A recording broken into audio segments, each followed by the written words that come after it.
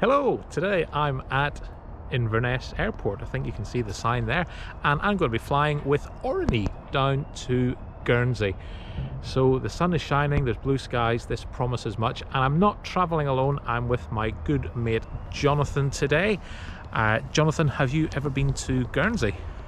No, I've been to Jersey, and I keep getting Jersey and Guernsey mixed up, but not been to Jersey, no. Have you flown with Aurigny? Aurigny, there's a lot of difficult words here. No, I haven't flown with Aurigny. So Jonathan has an excellent YouTube channel called Jonathan Porterfield of Eco-Cars, which tells you everything you'll need to know about electric vehicles, but we're too afraid to ask. It is worth checking out. I think we should go inside and get ourselves an overpriced cup of coffee. In 2018, a poll was run to determine whether the name of Inverness Airport should be changed to Inverness Loch Ness Airport. However, this plan was ditched because it's a really silly idea. The airport isn't huge, but landside you'll find W.H. Smith and a shop selling a range of chunky knitwear. Not surprisingly, airside you'll also find the check-in desks and baggage drops, and also the spot that we're headed to next, the restaurant and bar. We were having a little chat about first flights. So Jonathan, your first flight, to who was that with? That was with, I think it was Aer Lingus, but my dad's brother was a pilot called John Porterfield, and he took me up, I must have been about 6. We took off from East Midlands Airport in a Dakota, and I remember walking up like the central gangway with the seats left and right, and it was like, felt like a 45-degree slope. You must be really old. Thanks, Tim. My first flight, not surprisingly, was with Ryanair from Prestwick to Stansted. Well, not as good a story as yours, but you know, it's nice to reminisce, isn't it? Airside is almost an exact replica for what you'll find landside. There's another bar and restaurant, a tiny Aspire lounge, and another W.H. Smith. There's also a shop selling not chunky knitwear this time, but whiskey and other local delights. So I'm airside at Inverness Airport, and the flight is inbound. I was speaking to one of the guys in security, and he said that he had no idea about this flight. He said only found out an hour ago that this was happening. So I'm not really sure what's going on, why Aurigny are putting this flight on, but I'm glad that they are. It's going to be good fun, and we'll see you on board. And our aircraft today is this 2-year-old ATR 72-600. Aurigny was formed in 1968, and as you can see, they proudly carry the Guernsey flag on their livery. The word Aurigny is actually a Norman word for Alderney.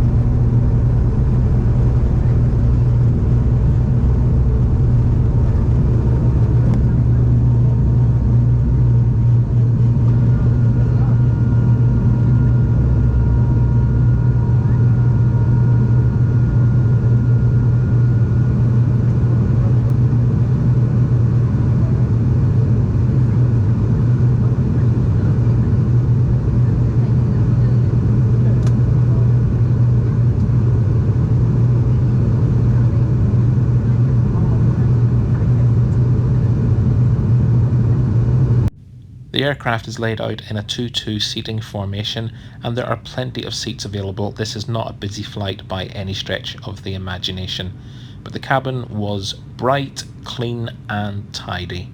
The seat was comfy too, nice padding, and I really liked the Aurigny.com motif on the headrest. At 5'11", I found there was plenty of legroom, loads of space in the seat. I just hope the same can be said for my 6'4" travelling companion.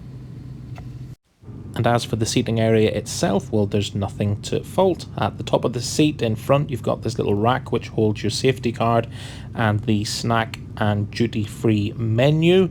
You're not going to store anything in there.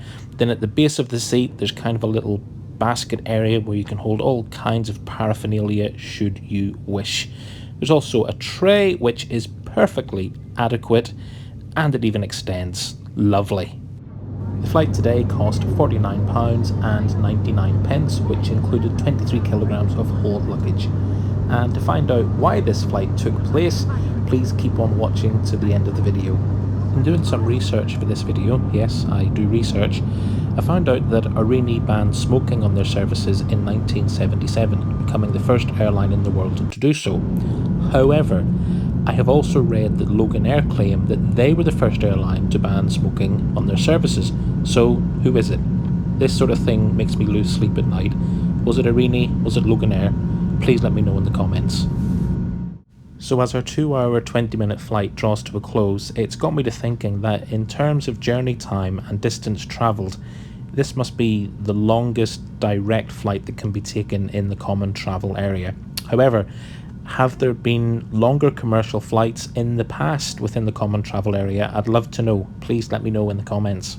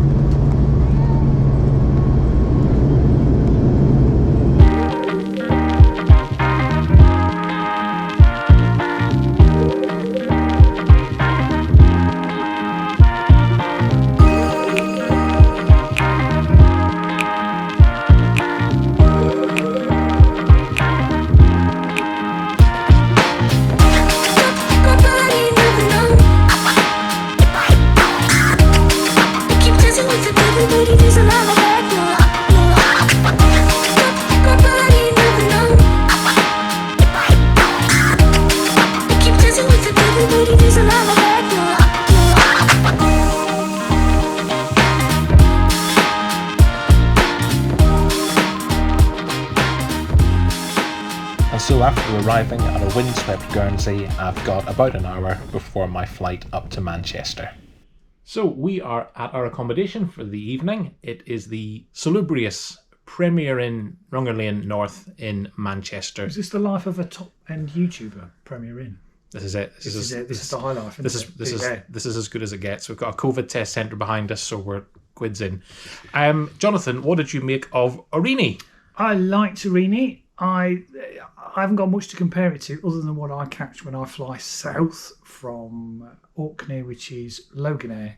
So I'd say there's a little bit more room for me. For me, being 6'4", it's always, have I got enough leg room? And I did have enough leg room. Fair enough. Cheap and cheerful, but I think it was all right.